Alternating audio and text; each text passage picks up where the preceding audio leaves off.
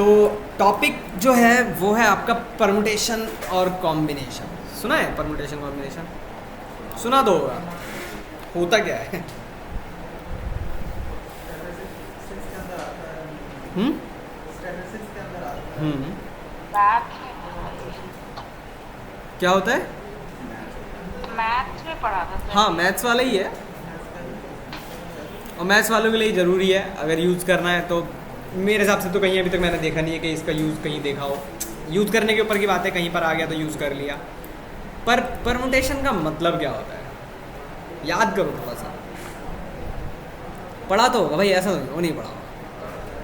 Sir वो input से अलग अलग उसके आउटकम्स निकालना, कितने हाँ, प्रोबेबिलिटी हो सकती है उसकी, कितने चांसेस हो सकते हैं, चांसेस, उसको बोलते हैं number of ways. Number of ठीक है, किसी चीज़ को लिखने के कितने तरीके हो सकते हैं, पॉसिबिलिटीज, उसी को परमुटेशन बोलते हैं।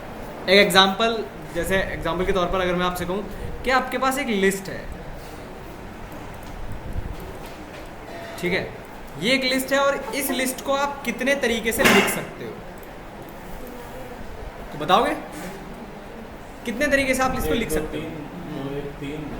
2 1 3 2 3 1 3 2 1 2 3 1 2 3 1 1 3 1 3 2 9 तरीके हो सकते हैं। 9 तरीके। ठीक है, देखते हैं और बताओ।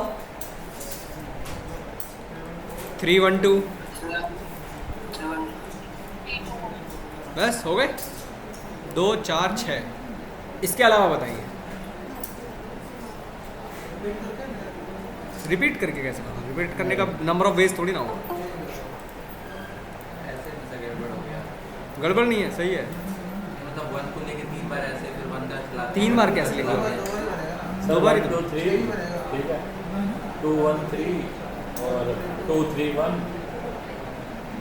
चलिए, कितने हैं? 2 4 और 6। इससे एक भी एक्स्ट्रा नहीं बन सकता। ठीक है, कैसे पता चलेगा हमको कि कितने बनेंगे और कितने नहीं बनेंगे? तो परम्यूटेशन का एक सिंपल सा फॉर्मूला है, जितने भी आपके पास एलिमेंट्स हैं लिस्ट के अंदर, उसका फैक्टोरियल निकाल लीजिए। भाई आपके पास 3 एलिमेंट थे, आपके पास 1 2 और 3 थे, तो 3 एलिमेंट है, 3 का फैक्टोरियल निकाल लीजिए। 3 इंटू 2 इंटू 1 6। इसके अलावा एक भी नहीं बनेगा और आपके 6 ही बनेंगे। पर इसको यूज़ करने के लिए इतना कोई खास वो नहीं है, आपको एक लाइब्रेरी की यूज़ करनी पड़ती है जिसका नाम है फ्रॉम आइटर टूल्स। इसके अंदर ये परमुटेशन कॉम्बिनेशन मिलते हैं। इंपोर्ट परमुटेशन,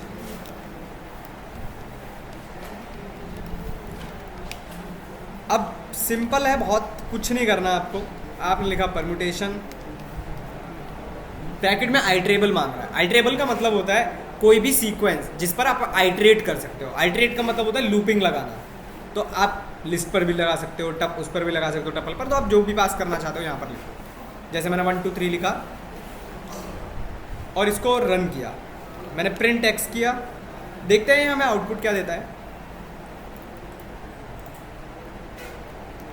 तो इसने हमें आइटर टूल परम्यूटेशन ऑब्जेक्ट्स करके दिया। तो इसका मतलब है मुझे या तो इसको किसी ना किसी लिस्ट में रखना पड़ेगा या फिर इसके ऊपर लूप चलाना पड़ेगा।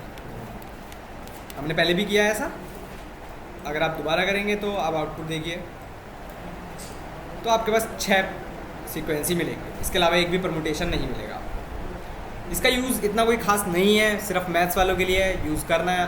किसी चीज़ को नंबर ऑफ तरीके से लिखवाना है आपको, तो आप इस तरीके से यूज़ कर सकते हैं।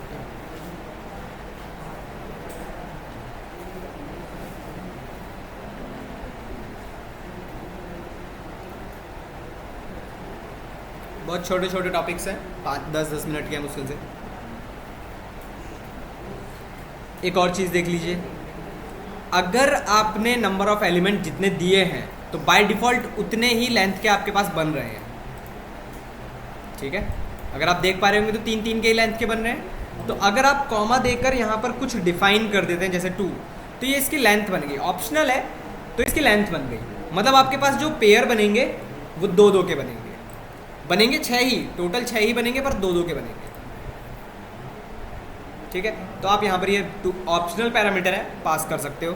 तो जितना आपने लिखा उतने ही नंबर ऑफ वेज बनेंगे वहाँ पर। सब टू लगाने से क्या हुआ सर? क्या हुआ देखो, सब तो Range बोल दो। तीन का पेयर रेंज बोल लो आप, पर यहाँ पर इसको लेंथ बोलते हैं, ठीक है।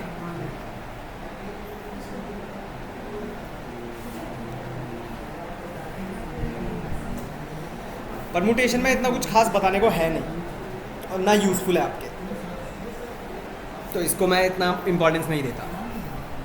इसके बाद कॉम्बिनेशन क्या होता है? दो को जोड़ देना। जोड़ देना भाई, वो नहीं है भाई।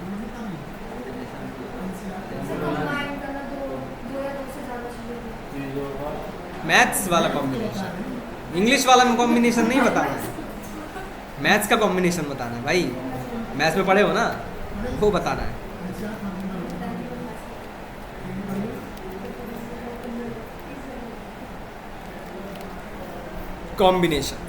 कॉम्बिनेशंस भी इतना कुछ खास नहीं है, फिर भी देख लो, इसका भी अपना फॉर्मूला होता है। अब आप इसमें देखेंगे क्या, आप देखकर ही समझ जाना। इसमें ये सेकंड जो ऑप्शनल पैरामीटर है, इसको पास करना बहुत ज़रूरी है।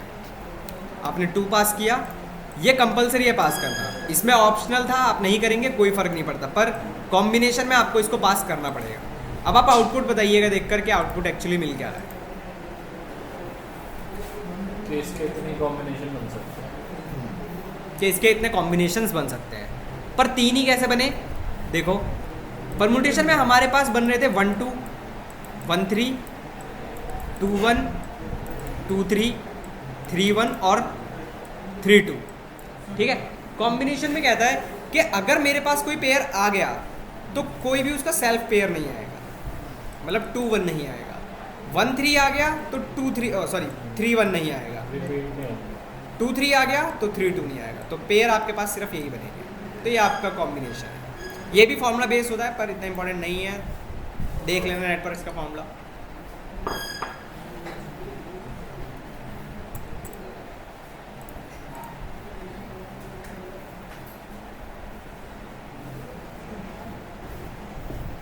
सर इसमें तो कॉम्बिनेशन लिखना है वो करना पड़ेगा। हाँ बिल्कुल, लाइब्रेरी है, फंक्शन है। इसमें एक और चीज़, इसमें आपने नहीं देखा अभी तक सेल्फ पेयरिंग, जैसे 1 1 नहीं आया, 2 2 नहीं आया, 3 3 नहीं आया, तो वो भी उसके लिए भी अलग फंक्शन है और उसका नाम है कॉम्बिनेशन विद रिप्लेसमेंट।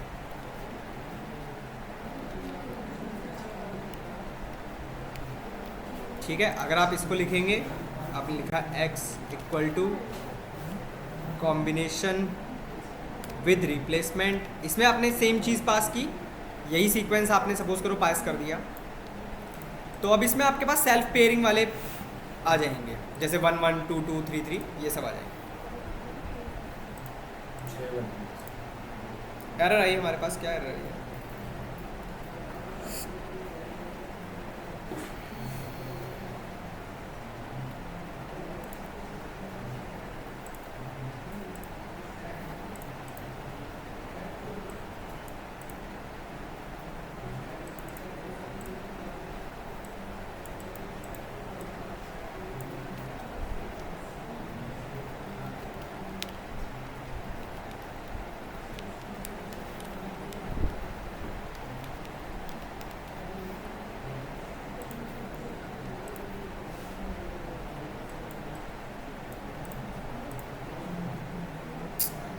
क्या एरर दे रहा है?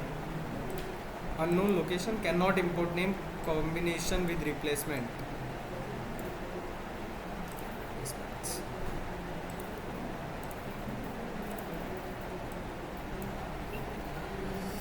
ओह क्या फंक्शन का नाम है, सजेशन भी नहीं दे रहा। कॉम्बिनेशंस विद, नेट पे देखना पड़ेगा। VS Code चला रहा हूँ।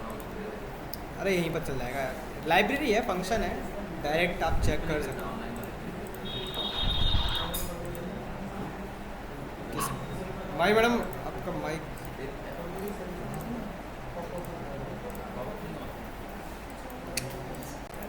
कॉम्बिनेशन विद रिप्लेसमेंट, ये है कॉम्बिनेशंस विद रिप्लेसमेंट है। ओके, तो हम लोग यहाँ पर कॉम्बिनेशंस विद रिप्लेसमेंट लिखेंगे। ठीक है, चलाते हैं।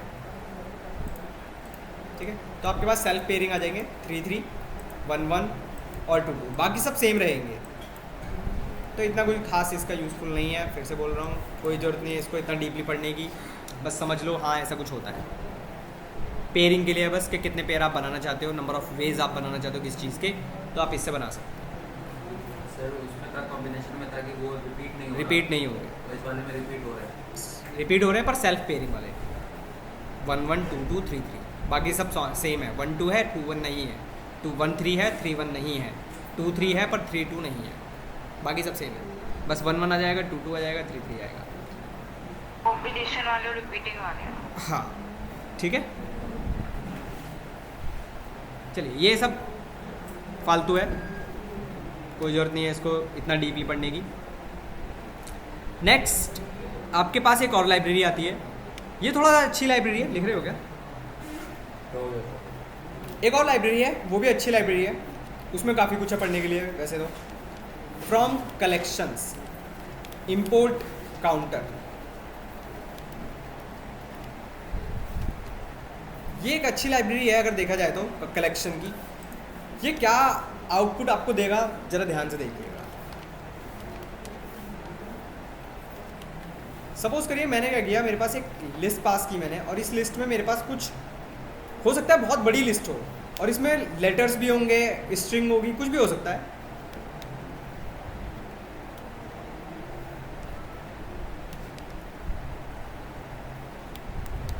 अब इसका आउटपुट आप देखेंगे कि आपको मिलता क्या। आपने काउंट नाम का फंक्शन याद है किसी को? हाँ सर, क्या कर रहा था काउंट नाम का फंक्शन?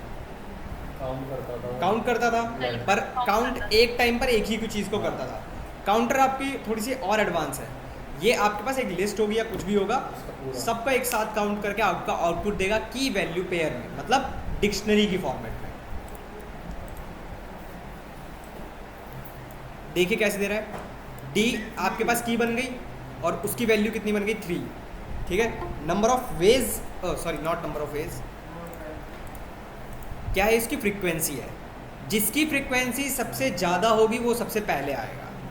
जैसे आप अगर डी देखेंगे तो मेरे पास 3 बार डी है, तो यहाँ पर 3 बार सबसे पहला, फिर ए की फ्रीक्वेंसी सबसे ज़्यादा है, फिर मतलब कम है उससे, तो ए 2 बार आ रहा है, फिर बी और फिर एफ। जिनकी सेम होगी, जो पहले आ रहा होगा फिर वो पहले ही आएगा। ठीक है, अगेन ये भी एक अच्छा काम है, इससे आप एक बार में ही सबको काउंट करके देख सकते हैं कि कौन कितनी बार रिपीट हो रहा है। तो आप काउंट का यूज़ ना करके इसका यूज़ कर सकते हैं।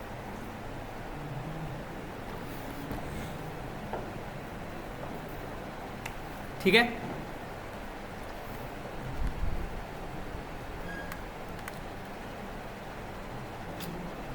एक आपको पढ़ना है ऑर्डर्ड डिक्शनरी करके। ठीक है, ये वाला आपको पढ़ना है। अभी फ़िलहाल के लिए अगर मैं बात कहूँ तो आपके लिए ज़रूरत नहीं पड़ेगी इसकी, क्योंकि आप पाइथन 3 का वर्जन यूज़ कर रहे हैं। पाइथन 2 का यूज़ कर रहे होते तो इसकी बहुत ज़रूरत पड़ती। पर फिलहाल के लिए अगर आप इसको पढ़ना थोड़ा सा पहले कि इसके अंदर क्या दिया हुआ है और इसका नाम ऑर्डर्ड डिक्शनरी क्यों है, ये ज़रूर पढ़ना कि इसको ऑर्डर्ड डिक्शनरी ही क्यों बोला गया। जबकि हमने स्टार्टिंग में पढ़ा था कि डिक्शनरी एक ऑर्डर्ड थिंग है ना। तो ये थोड़ा सा पढ़िएगा, पता चलेगा आपको इसके बारे में, कभी कभी यूज़ होती है ये, तो इसलिए मैटर करती है पढ़ना, देख लीजिएगा इसको। नेक्स्ट देखिए, नेक्स्ट आपके पास जो मॉड्यूल है वो है डेट टाइम का मॉड्यूल। कुछ भी याद नहीं रखना है डेट टाइम के मॉड्यूल में, सिर्फ यूज़ करना है। एक भी चीज़ उसमें से ऐसा कुछ नहीं है कि आपको ये याद रखना ही रखना है। जो भी यूज़ करना है डायरेक्ट उस डॉक्यूमेंटेशन पर जाइए, उठाइए, यूज़ करिए। फिर से बोल रहा हूँ, कभी आप बोलो कि सर इसका क्या होगा, इसका क्या होगा, नहीं, सिर्फ यूज़ करो। डॉक्यूमेंटेशन से, नेट से, कहीं से भी, याद कुछ नहीं रखना इसके लिए। ये यूज़ कहाँ होता है, कोई बता सकता है डेट टाइम यूज़ कहाँ होता होगा? प्रोग्राम है जिसमें डेट टाइम का काम, जैसे टाइम सेट करते हैं, टाइम सेट करते हैं। ठीक है, एग्जाम्पल बताओ, रियल लाइफ एग्जाम्पल। हाँ, फोन की जो स्क्रीन लॉक होती है उस पर टाइम सेट करते हैं। हाँ, कोई फॉर्म सबमिट हो रहा है तो किस टाइम पे हो रहा है, किस टाइम पे हो रहा है। जैसे आपने बहुत सारे वेबसाइट देखे होंगे कि आप जब लॉगिन करते हैं तो लास्ट लॉगिन एक्टिविटी आपके पास दिखाता है डेट के अकॉर्डिंग। फेसबुक में भी आता है तो खैर, तो डेट टाइम वहाँ पर भी है। या फिर आपको एक ऐसा प्रोग्राम बना रहे हैं जिसमें आपको, जैसे प्रोडक्ट्स हैं, आप फ्लिपकार्ट से परचेज़ करते हो, तो फ्लिपकार्ट में जो आपने ऑर्डर किया, आज आपने एक ऑर्डर किया, कल एक ऑर्डर किया था, तो आपका ऑर्डर जो आज किया है वो सबसे ऊपर आता है या बाद में आता है? सबसे ऊपर आता है। अगेन डेट टाइम से किया जाता है कि भाई जो आज की डेट में मैं कर रहा हूँ वो मुझे सबसे पहले दिखाई देगा। तो ऐसे ऐसे कामों के लिए आपका बहुत ज़्यादा यूज़ किया जाता है। खासकर डेटाबेस में इसका सबसे ज़्यादा यूज़ होता है। डेटाबेस में डेट टाइम को ज़रूरी है रखना, ज़रूरी मतलब अपनी कन्वीनियंस के हिसाब से रखना। मॉड्यूल का नाम क्या है? मॉड्यूल का नाम भी डेट टाइम ही है। सर यस मैडम बताइए। जो काउंटर में हम इंपोर्ट करा रहे थे वो क्या था? कलेक्शंस। ओके। ठीक है। डेट टाइम के मॉड्यूल का नाम है डेट टाइम। ठीक है। इसके अंदर जो फंक्शन मिलेगा उसका नाम भी डेट टाइम होगा, ध्यान रखिएगा। जैसे एग्जांपल के तौर पर मैं एक चीज़ लिख रहा हूँ, मैंने लिखा डेट टाइम, मेरे मॉड्यूल का नाम, डॉट डेट टाइम। अगेन इसके अंदर बहुत सारी चीज़ें मिलेंगी आपको, डेट टाइम डॉट। अगर अभी मुझे करंट टाइम पता करना है, टाइम, डेट, सब कुछ, ईयर, सब कुछ, तो आप लिखेंगे नाउ। यहाँ पर आपको टीजे लिख कर आ रहा था, टीजे का मतलब होता है टाइम जोन। तो आप जो भी टाइम जोन लिखोगे उसके अकॉर्डिंग का टाइम दिखाएगा। फिलहाल जो बाय डिफॉल्ट चलेगा इसमें टाइम जोन, वो आपको दिखा देगा कि किसका टाइम जोन चल रहा होगा। जो भी टाइम जोन चल रहा होगा वो गलत आएगा आपके पास। जैसे अभी हमारा टाइम जोन कुछ और है, बाय डिफॉल्ट ये कुछ और लेता है, तो आपके पास जो अभी टाइम आउटपुट में आएगा वो गलत आएगा, पर डेट सही आएगी। दिखाता हूँ, मैंने प्रिंट नहीं किया, प्रिंट कर देता हूँ। Print x. अब इसका फॉर्मेट आपको ध्यान से समझना है कि ये फॉर्मेट क्या है। मैं अच्छा अगर इसका टाइप पूछूं तो आप टाइप क्या बताएंगे? टाइप बताइए इसका। इंटीजर, पक्का इंटीजर, फ्लोट,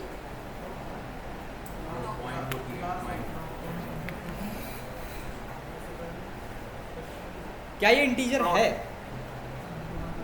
क्या? और ये क्या फ्लोट है? हाँ नंबर्स हैं, ऑब्वियसली नंबर्स हैं। ना तो ये इंटीजर है ना ये फ्लोट है। इसका टाइप भी डेट टाइम ही है, ध्यान रखिएगा। प्रिंट कराकर चेक कर सकते हो आप। प्रिंट टाइप ऑफ एक्स अगर आपने किया, रन किया, तो आपको मिलेगा डेट टाइम। और इसका फॉर्मेट अब जरा ध्यान से देखिए। सबसे पहले क्या आ रहा है? ईयर, फिर क्या है ये? मंथ, फिर डे, फिर आवर, मिनट, सेकंड। ठीक है, ध्यान से। क्लियर है इतना? हमेशा डेट टाइम का पाइथन के अंदर जो सिंटैक्स रहेगा वो कुछ ऐसा ही रहेगा बाय डिफॉल्ट। नेक्स्ट, अगर आपको पता करना है सिर्फ ओनली, मतलब जैसे अभी तो पूरा डेट टाइम दे रहा था, अब आपको अगर इसमें से पर्टिकुलर चीज़ें निकालनी है, जैसे हो सकता है ईयर ही निकालना हो सकता है मंथ ही निकालना हो, तो आप लिखेंगे प्रिंट एक्स डॉट ईयर। या फिर आपको मंथ निकालना है तो आपने लिख दिया, सपोज करिए मंथ। आपको अगर डे निकालना है,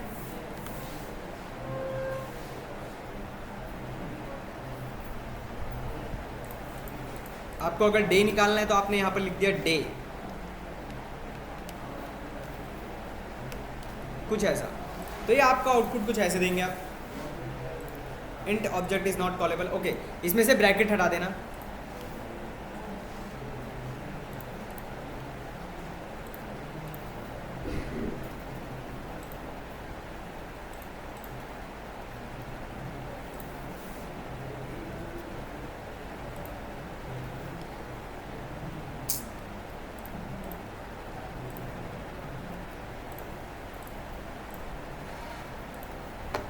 तो ये आपको अलग अलग करके मिल जाएगा। अब आप बोल सकते हैं कि इंटीजर्स हैं 2022 9 8, तो आप अलग अलग चीज़ों को भी निकाल सकते हैं। ठीक है, अब इसमें डेट टाइम में दो चीज़ें इंपॉर्टेंट होती हैं। एक होता है आपके पास strf टाइम और एक होता है strp टाइम। strf टाइम का मतलब होता है स्ट्रिंग फॉर्मेट टाइम, और strp मतलब p टाइम का मतलब होता है टाइम के फॉर्मेट में। बताता हूँ डिफरेंस, यहाँ से देखिए कहाँ से यूज़ करना है। आपको कुछ नहीं करना, आप सिंपल सर्च करिए डेट टाइम, कहीं से ही पढ़ लीजिए इसको, कोई इशू नहीं है, जहाँ से भी पढ़ना है आपको। तो यहाँ पर देखिए strf टाइम का मतलब क्या होता है।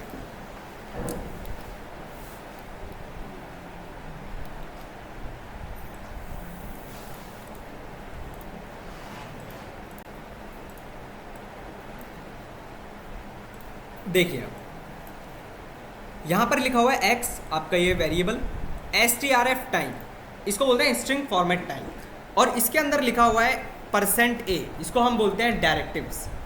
अब ये डायरेक्टिव में लिखा हुआ है कैपिटल A, इनका भी अपना कुछ मीनिंग है। अभी अगर मैं इसको रन करूँ तो आउटपुट देखिएगा आप लोग क्या आता है। समझ में आ रहा है कि कैपिटल A किसके लिए डिफाइन है, डे के लिए डिफाइन है, पर लेटर्स में मतलब स्ट्रिंग के फॉर्मेट में। अगर आप लिखते हैं यहाँ पर सपोज करिए स्मॉल a, अब ये क्या देगा देखिए, थर्सडे का शॉर्ट फॉर्म। पर आप कहेंगे सर ऐसे तो बहुत सारे होंगे, तो कोई भी याद रखने की जरूरत नहीं है, सिंपल W3 स्कूल से आपको मिल जाएंगे सारे। जाइए यहाँ पर पाइथन डेट्स पर, नीचे आइए, तो ये रहे आपके डायरेक्टिव्स। तो ये सब डायरेक्टिव्स पर्टिकुलरली सबके लिए डिफाइन है। जैसे एग्जांपल के तौर पर स्मॉल a वीक डे के लिए डिफाइन है शॉर्ट वर्जन में, जैसे भी आपने देखा थर्सडे का THU मिल रहा था। %a फुल डे वर्जन है, जैसे आपने अभी देखा। W वीक डे किस में देगा, नंबर्स में। 0 इज़ फॉर संडे, मतलब आपको जो डे स्टार्ट होगा वो संडे वाला 0 से होगा। स्मॉल d मंथ के लिए है 31st। B month name short version, capital B month full version. Small m आपको मंथ दे रहा है किसमें, नंबर्स में, ठीक है। ईयर शॉर्ट वर्जन, अगर आप स्मॉल y लिखते हो, कैपिटल Y लिखोगे तो फुल वर्जन मिलेगा। H कैपिटल H को ध्यान में देखिए रखिएगा, कैपिटल H है आवर्स में, पर ये कौन सा फॉर्मेट है, 24 आवर्स वाला, जबकि कैपिटल I है 12 घंटे का फॉर्मेट, ठीक है। ये AM PM मिनट्स सेकंड्स बहुत सारे हैं इसके अंदर। तो आपको जो यूज़ करना है सिर्फ डायरेक्टली वहाँ पर लगाइए और यूज़ करिए, बात ये है इसके अंदर। अब ये तो बात हो गई स्ट्रिंग फॉर्मेट टाइम की। एक होता है strp टाइम। strp टाइम का मतलब क्या होता है कि मेरे पास कोई डेट है, स्ट्रिंग की फॉर्मेट में है वो, तो उस टाइम पर वो डेट नहीं है, वो सिर्फ एक स्ट्रिंग है। उसको अगर मुझे कन्वर्ट करना है डेट टाइम में, तब हम यूज़ करते हैं strp टाइम। कहाँ से मिलेगा, यहाँ पर नहीं दिया हुआ इन्होंने, सर्च कर लो सिंपल strp टाइम।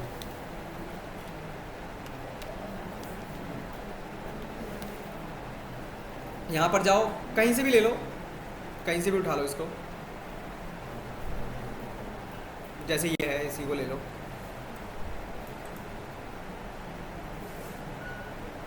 इसमें एक चीज़ ध्यान में रखनी है, मैं बताता हूँ मैं। यहाँ पर देखिए, इसको चेंज कर लेते हैं, यहाँ पर x कर लेते हैं, यहाँ पर x कर लेते हैं, यहाँ पर x कर लेते हैं, x ओके, तो इसको हटा देते हैं, इसको भी हटा देते हैं, बस। अब देखिए आपने x एक स्ट्रिंग बनाई 21 जून 2018, आपने अपने अकॉर्डिंग पास कर दिया, आप मिनट आवर भी पास कर सकते थे, कोई फर्क नहीं पड़ता, ठीक है। प्रिंट भी करा लिया आपने। जब तक आप प्रिंट कर रहे हो डेट टाइम से पहले, तब तक ये स्ट्रिंग है। कन्वर्ट करने के लिए आपने यूज़ किया strp टाइम। पहला पैरामीटर किसको कन्वर्ट करना है। अब इसके बाद लिखी हुई है डायरेक्टिव्स। डायरेक्टिव्स आपको इसके अकॉर्डिंग ही लिखनी है, ये ध्यान रखिएगा। जैसे स्मॉल d आ रहा है, तो स्मॉल d अगर आप देखेंगे किसको डिफाइन था, स्मॉल d डे मंथ को डिफाइन था, तो यहाँ पर देखो 21 लिखा हुआ है। इस कैपिटल B वर्ड में लिखा हुआ है यहाँ पर जून, तो कैपिटल B किसको डिफाइन था, मंथ नेम फुल वर्जन में, ठीक है ना। और फिर कैपिटल Y ईयर पूरा लिखा हुआ है। अगर आप 18 लिखते हैं ओनली, तो आप स्मॉल y यूज़ करते हैं। तो आपको इसके अकॉर्डिंग ही पास करना है। पर जब हम इसको रन करेंगे तो आपको जो फॉर्मेट मिलेगा वो देखिए क्या मिलता है। सर वो प्रिंट ऑब्जेक्टिव है ना, एक सेकेंड,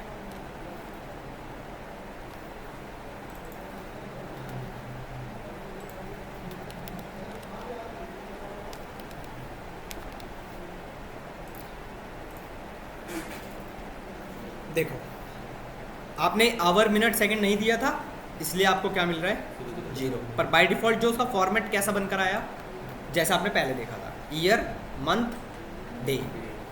ये है आपका डेट टाइम का और ये है आपका स्ट्रिंग। इसी को कन्वर्ट किया जाता है, आपस में इधर उधर इंटरचेंज करते रहते हैं इसको।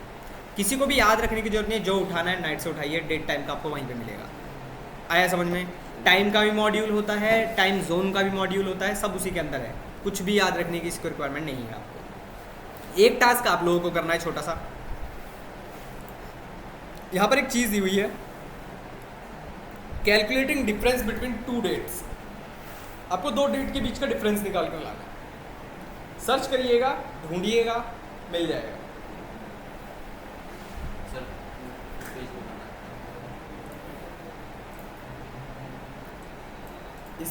इसमें भी ऐसा, पर ध्यान रखिएगा डेटाबेस में ही सबसे ज़्यादा इसका यूज़ किया जाता है, ताकि आप अपने प्रोडक्ट्स को, अपने यूज़र्स को डेट के अकॉर्डिंग ऑर्डर कर सकें। जैसे आप मंथली वो निकालते हो ना लिस्ट, स्टेटमेंट, बैंक की स्टेटमेंट, वहाँ पर भी डेट चाहिए। ये सब छोटे छोटे मॉड्यूल्स हैं।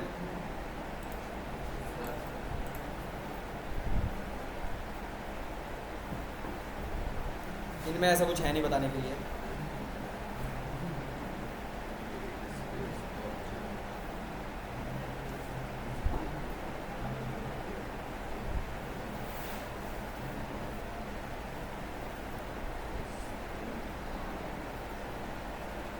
इसमें किसी को डाउट है?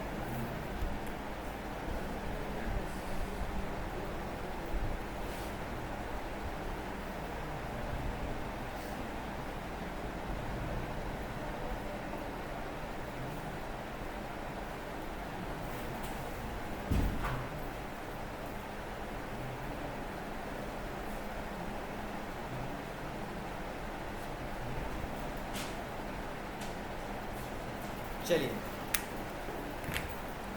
बताइए, किसी को डाउट है इसमें? इसमें ऐसा कुछ है नहीं। आइए हटा दो इसको। Okay, next. अब मुझे बताइए क्या पढ़ना है। छोटे छोटे मॉड्यूल्स हैं, इनमें कुछ है नहीं ऐसा। नेक्स्ट आप ये भी पढ़ सकते हैं, जनरेटर डेकोरेटर, और फिर आपका एक बेसिक का टॉपिक वही जो बचा है वो पढ़ सकते हैं। बताओ क्या पढ़ना है? जनरेटर डेकोरेटर पढ़ना है मंडे। आज क्या पढ़ोगे फिर? नहीं सर, पढ़ा दो सर, छोटा टॉपिक। छोटा टॉपिक नहीं है, छोटा टॉपिक। जनरेटर छोटा है। अब कुछ छोटा नहीं है इसमें से। हाँ तो उसमें जो हो जाए वही करा। अब इनमें से आपके पास कोई टॉपिक नहीं है जो छोटा हो। अब सबके पास टाइम लगेगा, कोई भी टॉपिक उठाएंगे सब में टाइम लगेगा। इसलिए पूछ रहा हूँ, आप लोग बताओ क्या पढ़ना है। आपके पास टाइम है बहुत, टेंशन मत लो, पर आप लोग डिसाइड करो। जनरेटर डेकोरेटर पढ़ा। क्या पढ़ा दूँ? सर यही जनरेटर और डेकोरेटर में से जितना भी हो पाएगा उतना पढ़ाओ।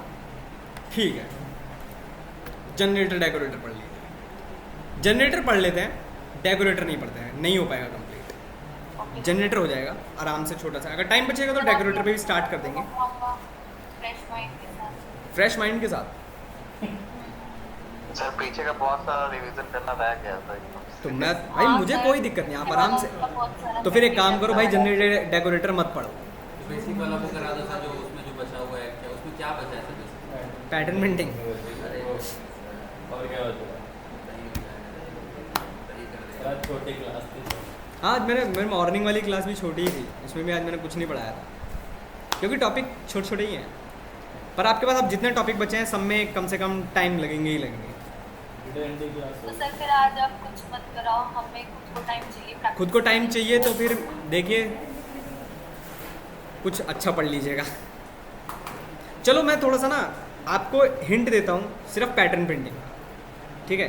पैटर्न प्रिंटिंग का एक छोटा सा क्वेश्चन से आपके बहुत सारे क्वेश्चन हो जाएंगे। दिखाता हूँ मैं इसलिए बोल रहा हूँ ताकि आपके पास 3 दिन है अभी, उन 3 दिन में आप पैटर्न प्रिंटिंग के उसी कॉन्सेप्ट से अलग अलग पैटर्न बनाकर देख सकते हैं। सर इतना बता दो कि सर कहीं बना बनाया प्रोग्राम देख के समझ में आया। नहीं आएगा, नहीं आएगा। नहीं आएगा, ये गारंटी मैं देता हूँ।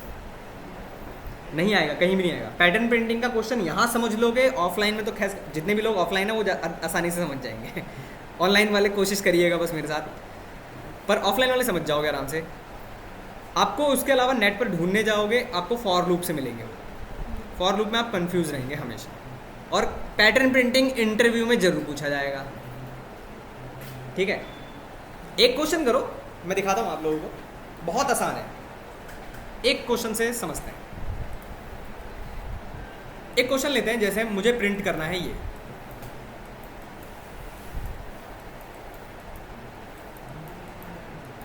आप लोग इसका आंसर पता है खुद ही बताएंगे अभी।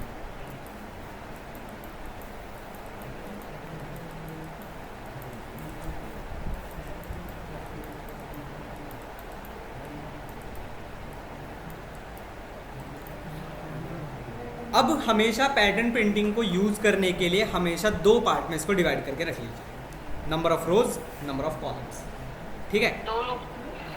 दो लूप की जरूरत ही नहीं पड़ेगी, मैं आपको आसान तरीका बताऊंगा, टेंशन मत लीजिए, बहुत आसान तरीका बताऊंगा। सर सब में यही प्रोसेस लगाना है इस वाले क्वेश्चन में, इस क्वेश्चन में नहीं, मतलब इस टाइप के क्वेश्चन में जिसमें आपके पास ऐसी स्ट्रिंग आ रही होगी कुछ प्रिंट करने के लिए। ये एक हार्ड कोड वैल्यू है, स्टार है, स्टार मतलब एस्ट्रिक है, ये वो प्रिंट करना है।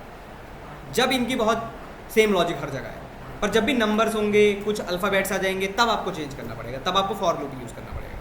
पर इस टाइप के क्वेश्चन के लिए आप वाइल लूप से आराम से कर सकते हैं। दिखाता हूँ, देखो आसान तरीका बताता हूँ आप लोगों को। अब हमेशा ध्यान रखना, मेरे पास रोज कितनी है, 1 2 3 4 5, कॉलम्स भी 1 2 3 4 और 5 ही कॉलम है, ठीक है। तो हमेशा मैं अगर बात करूँ तो मेरे लूप कितने प्रिंट होंगे, सॉरी मतलब कितनी बार मेरा लूप चलना चाहिए, 5 बार। ये बात मुझे समझ में आया, चलो ठीक है। अब मैं अगर बात करूँ फर्स्ट रो के फर्स्ट कॉलम की, तो वहाँ पर कितने स्टार प्रिंट हो रहे हैं, सही है। फिर दूसरे रो पर दूसरे कॉलम पर कितने हो रहे हैं, 2, फिर 3, फिर 4, फिर 5, कुछ ऐसा ही हो रहा है, ओके। तो हमेशा इनको ध्यान में रखते हुए चलना है कि कब क्या प्रिंट हो रहा है, कौन सी रो पर कितने स्टार प्रिंट हो रहे हैं, ये हमेशा ध्यान में रखना है। 1 पर 1 हो रहा है, 2 पर 2 हो रहे हैं, 3 पर 3 हो रहे हैं, 4 पर 4 हो रहे हैं, ऐसा कुछ चल रहा है। अब इसी क्वेश्चन को अगर हम फॉर लूप से करने जाते हैं तो कुछ ऐसा करना पड़ता। ध्यान से देखना, फॉर लूप से हमेशा आप एक इनपुट लेकर चलिए अपने पास, जो डिफाइन करेगा नंबर ऑफ रोज को। आपने कहा इंट, पहले मैं फॉर लूप से दिखा रहा हूँ और फिर इसको वाइल लूप से एक लाइन में सॉल्व हो जाएगा। आपने कहा एंटर योर रोज,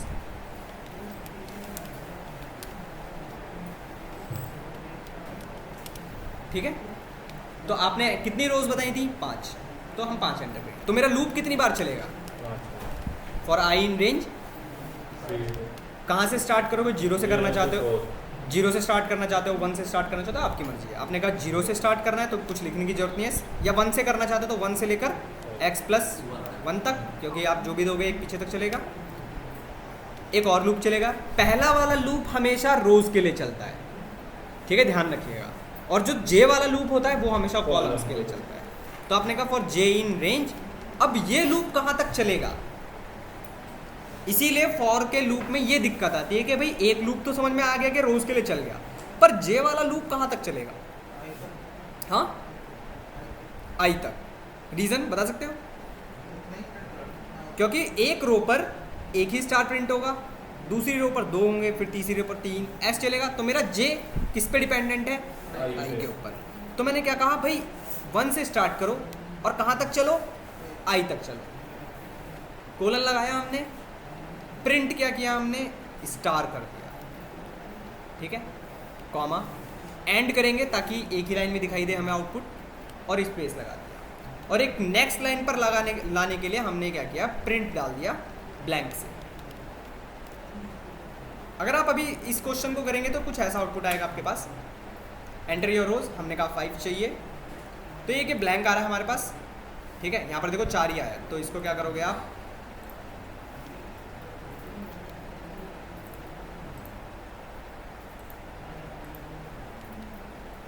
ठीक है, i+1 से चलाया आपने, आपके पास आउटपुट आ गया। अब ये चल कैसे रहा है, ध्यान से समझिए, समझा दे रहा हूँ, फिर वाइल लूप से दिखाता हूँ, बहुत आसान है। सबसे पहले आपने x की वैल्यू एंटर की 5, सही है। अब आपका लूप आई की वैल्यू सबसे पहले आपको क्या मिलेगी? 1। ये लूप के अंदर आया और इसने देखा कि जे का भी लूप है, तो जे की वैल्यू कहाँ से स्टार्ट होगी? 1 से। आई का लूप तो चलो हमने x+1 तक चलाया, तो मतलब यहाँ पर 6 आ गया होगा, और i+1 तक ये खत्म हो रहा है, तो यहाँ पर कितना आएगा? 2। 1 से लेकर 2 तक, तो मेरा लूप कितनी बार चलेगा? 2 बार। एक बार। 1 से 2 ये सिर्फ एक बार चलेगा। ये अंदर आया और इसने देखा कि मुझे हाँ कुछ प्रिंट करना है, और इसने क्या प्रिंट कर दिया आपके पास? एक स्टार। और Space. एंड का मतलब है स्पेस, जो भी आप दे रहे हैं। फिर भाई एक ही बार चलेगा, लूप तो खत्म ही हो गया। बाहर आया और इसने क्या देखा? प्रिंट है, तो मतलब ये नेक्स्ट लाइन पर आ गया। अब किसकी वैल्यू बढ़ी? आई की वैल्यू बढ़ गई। आई की वैल्यू कितनी हो गई? 2 हो गई। फिर से अंदर आया लूप के, ये फिर से लूप के अंदर आया, पर अब आई जे तो 1 से ही स्टार्ट होगा, पर अब आई कितना हो गया था आपका? 2, और 2+1 कितना हो गया आपका? 3। तो अब जे का लूप कितनी बार चलेगा? अब 2 बार। अब 2 बार चलेगा। तो भाई एक बार चला तो एक स्टार प्रिंट हो गया, अभी जे का लूप खत्म नहीं हुआ, फिर से गया, फिर से स्टार प्रिंट हो गया। समझ रहे हो? ऐसे चलता है। तो ये जो फॉर के तरीके से काम कर, मतलब फॉर से ऐसे ही होगा आपका। तो आपको खेलना किसके साथ है? सिर्फ इन रेंजेस के साथ खेलना है, अगर आप फॉर का लूप यूज़ कर रहे हो। पर अगर आप वाइल लूप यूज़ कर रहे हो तो देखो कितना आसान है।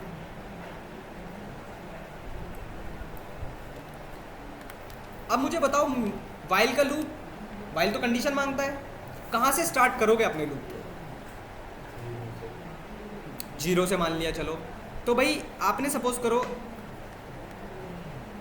वेरिएबल बना लेते हैं c=0 या 1, जो भी आप डिफाइन कर रहे हैं, 1 ले लो। ये लूप कब तक चलेगा? जब तक c की वैल्यू <= x, तब तक ये लूप चलता रहेगा। प्रिंट लगाया आपने सीधा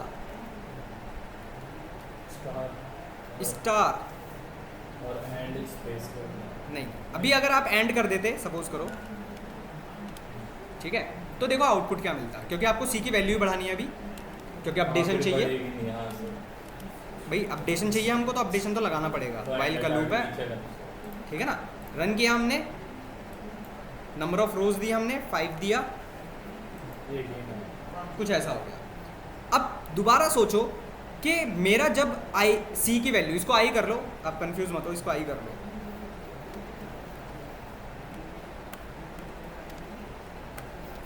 अब ध्यान से समझो, आई की वैल्यू 1 है, तो मेरे पास अगर मेरे पास आई की वैल्यू 1 है तो कितने स्टार प्रिंट होंगे? आई की वैल्यू 2 होगी तो कितने होंगे? 2 क्यों? 1 क्यों होगा? 2 होंगे ना भाई। आई की वैल्यू 3 होगी तो कितने होंगे? 3। फिर आई की वैल्यू 4 होगी तो 4 स्टार। तो मेरे पास आई की वैल्यू बढ़ती जा रही है और स्टार भी बढ़ते जा रहे हैं। और स्टार ये क्या है? एक स्ट्रिंग है, डबल कोट्स के अंदर लिखा है आपने। तो मैंने आपको एक स्टार्टिंग में, फर्स्ट क्लास में, सेकंड क्लास में, मेरे को याद नहीं है, मैंने आपको बताया था शायद, कि अगर आप लिखते हैं प्रिंट, सपोज करो आपने लिखा हेलो और इनटू 5, तो क्या आउटपुट आता था इसका? 5 बार हेलो आ जाता आपके पास। तो अगर मैं इसी स्टार की मल्टीप्लाई आई से कर दूं, अगर मैं इसी स्टार की मल्टीप्लाई आई से कर दूं, तो मुझे बताओ आई की वैल्यू 1 आई तो ये कितनी बार मल्टीप्लाई होगा? 1 बार। आई की 1 आएगी तो 1 बार, फिर आई की वैल्यू 2 आएगी, फिर 2 बार, फिर 3 बार, फिर 4 बार। देखो, और आई की वैल्यू आप बढ़ा ही रहे हो। आउटपुट देखो इसका। अभी हमारे पास एक लाइन में आ रहा है, एक लाइन में आ रहा है, तो आप क्या कर सकते हैं यहाँ पर? स्लैश एन डाल सकते हो, स्लैश एन डाला जाए, हटा ही दो, जरूरत ही नहीं है इसमें। वाइल का लूप है, अपने आप चलाएगा। बन गया एक लाइन में क्वेश्चन, खत्म भी हो गया। फॉर का लूप है, वाइल का लूप है, आप कोई भी यूज कर लो अब इनमें से। अब देखो, इतने से पार्ट से आप 50 पैटर्न बना सकते हो। 50 मतलब नंबर बोल रहा हूँ, रफ नंबर है, बना सकते हो बहुत सारे पर। ये समझ में आया चल कैसे रहा है ये? मल्टीप्लाई कर रहा है बस। अब आई की वैल्यू अपोजिट कर लो, रिवर्स बन जाएगा। Yes sir, yes sir, yes sir.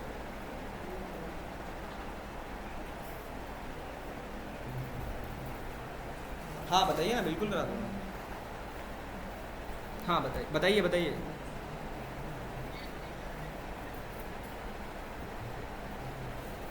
Eighty one पे अभी मेरे पास आया नहीं है कुछ। हाँ आ गया आ गया आ गया।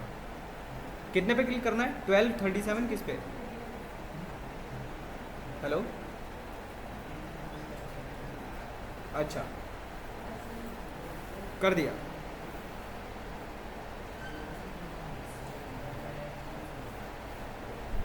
हो गया ठीक। मैं करता हूँ आपसे बाद में बात।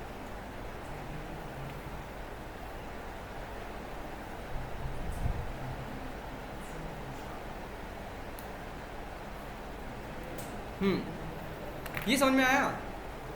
अब हाँ, कोई बता सकता है इसको पिरामिड बनाना? वैसे बड़ा क्वेश्चन है अगर आप फॉर लूप से करने जाओगे, पर अगर आप वाइल लूप यूज़ करोगे तो पिरामिड एक लाइन का क्वेश्चन है।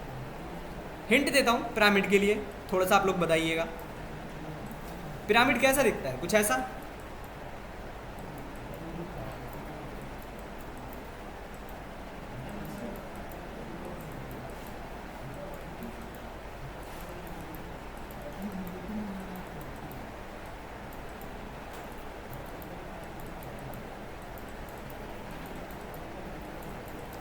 सही है, कुछ ऐसे ही दिख रहा है।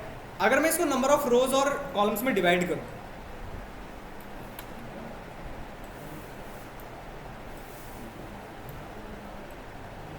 ध्यान से देखिएगा इसको कैसे करते हैं।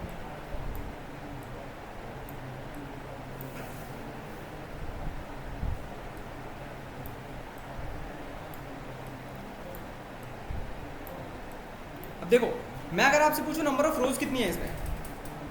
5 ही है। पर आपको फोकस क्या करना है कि भाई ये मेरे पास सेंटर में आना चाहिए स्टार। अब स्टार्टिंग में तो नहीं है, इससे पहले क्या है मेरे पास? स्पेस है। अब थोड़ा दिमाग लगाओ और ये सोचो कि कितने स्पेसिस के बाद एक स्टार है?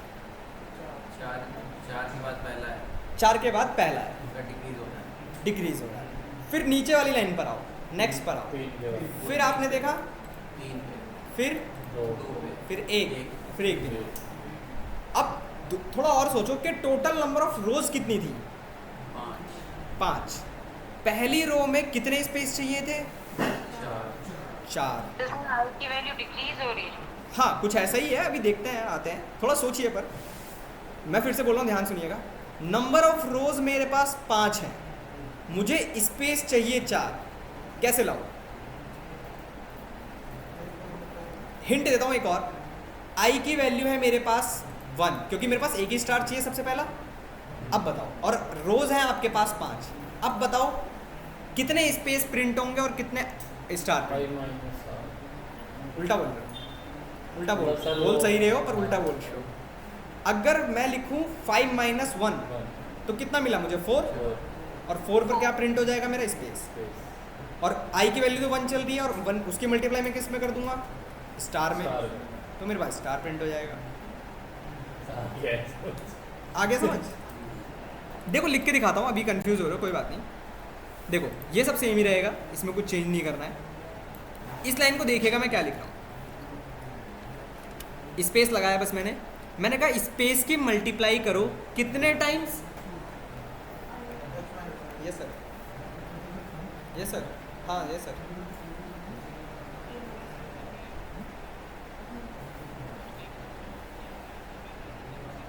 कुमार अमन के नाम से होगा, कुमार अमन के नाम से होगा। नहीं नहीं नहीं, नहीं। कुमार अमन 0414 @gmail.com। होस्टिंगर में उससे लॉग इन। हाँ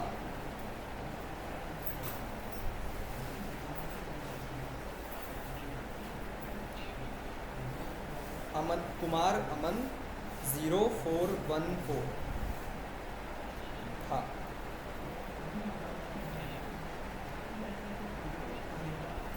हाँ हाँ ठीक ठीक, 5-10 मिनट बात कर लीजिएगा, मैं भी फ्री हो जाऊँगा। ठीक। हाँ तो देखो, मुझे बताओ कितने से ये स्पेस है, कितने स्पेस चाहिए? 4 चाहिए। तो मैं कितने से मल्टीप्लाई करूँ? x आपने 5 दिया और i की वैल्यू 1 है, तो x माइनस आई, x माइनस आई कितना बना? 4 बना। तो मैं क्या लिखूं अगर x माइनस आई? ये तो स्पेस प्रिंट कर देगा आपके 4 3 ऐसे करके। स्टार लगा दो। अभी स्टार नहीं, कॉमा नहीं, कॉमा नहीं। अब ध्यान से, ये क्या है? एक स्ट्रिंग है। सर फिर आई लगा सकते हैं ना, क्योंकि आई की वैल्यू तो ही रहेगी। यहाँ अभी इतना पोर्शन देखो, अभी इतने पोर्शन पर फोकस करो। ये स्पेस है, स्पेस कितने प्रिंट होंगे मैं ये पूछना चाह रहा हूँ आपसे। 1 2 3 4। अब इसी के जस्ट आगे ही तो मेरा स्टार आएगा, तो वो स्टार के लिए आप कॉमा नहीं यूज़ करोगे। ध्यान रखना इस चीज़ का। आप क्या यूज़ करोगे? कॉन्कैटिनेशन, क्योंकि ये भी स्ट्रिंग है और आपके पास वो भी एक स्ट्रिंग है, और स्ट्रिंग स्टार की आएगी। कितने से मल्टीप्लाई करना है? आई से। बस आ तो गया आप लोग, और क्या चाहिए भाई? अब देखो बस ख़त्म। ये लो आपका पिरामिड बन गया। जैसे यहाँ पे कॉमा कर देते तो फिर क्या होता? प्लस की जगह पे। ठीक है, कॉमा कर दिया आपने, रन किया हमने। ठीक है, कॉन्कैटिनेशन के लिए एडिशन, कॉमा के लिए एक लाइन में आएगा। फ़र्क कितना सा? सर इसमें तो प्रॉपर पिरामिड ही आता है। हाँ पिरामिड आएगा भाई, कॉमा ही तो लगाया है। अरे प्लस का मतलब होता है कॉन्कैटिनेशन, ठीक है। कॉमा का मतलब हो गया सेपरेट है, ये सेपरेट है। बस इतना सा फ़र्क है। अभी क्या है हमारा एक साथ आता, दिखाता हूँ मैं एक चीज़ दिखाता हूँ। यहाँ पर मैं कुछ लिख देता हूँ, लाइक हैश लिख देता हूँ। ठीक है, आपने कॉमा लिखा, ठीक है। अब इतना पोर्शन आपके पास अलग है और इतना पोर्शन अलग है, ये दो अलग अलग आप चला रहे हो, ये ध्यान रखना। ठीक है, रन करते हैं। अभी भी आउटपुट सेम ही दिखाई देगा आपको, ये देखो सेम ही दिखाई देगा आउटपुट, बस ये अलग दिखाई देगा आपको और ये अलग दिखाई देगा आपको। अगर आप यहाँ पे प्लस लगाते, ठीक है, अब ये कॉन्कैटिनेशन बन गया आपका, अभी भी आउटपुट सेम आएगा, बस फ़र्क है एडिशन का। अब देखो बस इतना सा फ़र्क है। इस हैश को हटा दो।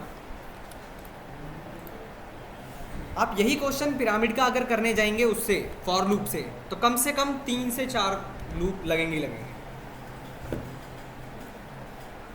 आपने स्पेस भी लगाया स्टार के साथ? अगर मैं स्पेस ना लगाऊं तो ये आपको अच्छा सा नहीं दिखाई देगा, बस ऐसा दिखाई देगा फिर, इसलिए मैंने स्पेस लगाया है वो। ठीक है, तो पिरामिड बनाने के लिए हमने बस एक स्पेस दे दिया।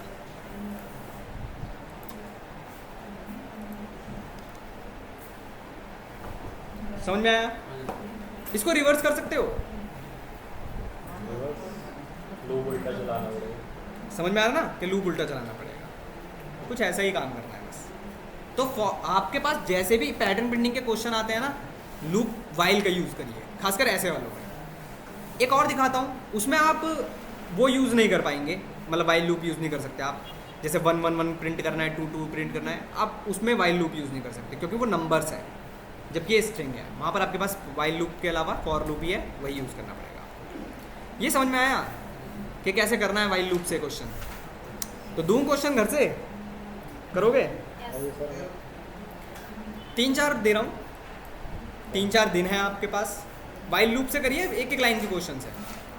अभी आपने देखा जो हमने इससे पहले बनाया था उसको बोलते हैं राइट एंगल ट्राइंगल, आपको उसको रिवर्स करना है। ठीक है, अभी आपने ये वाला बनाया था, तो आपको उसको रिवर्स करना है। एक तो ये हो गया। अभी आपने पिरामिड बनाया, पिरामिड को भी रिवर्स करना है।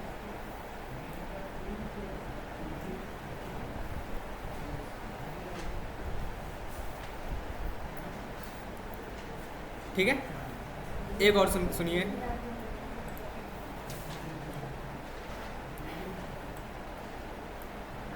में कौन सा लूप लगाना है?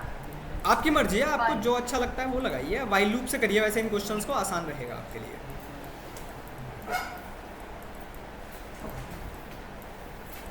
एक, दो, तीन, इसके अंदर वो लगेगा, स्पेस नहीं है। नहीं सब वो नॉर्मल राइट एंगल ट्रायंगल दिखेगा आपको। 4 हो गए, 5। ठीक है, ये तो आप बना चुके हो। हाँ जी। ठीक है, नीचे आप कम करते चले जाओ ना सर, ले इसमें रेंज सेट करनी पड़ेगी। कुछ नहीं करना। ठीक है, मतलब ये आपको कुछ ऐसा दिखाई देगा,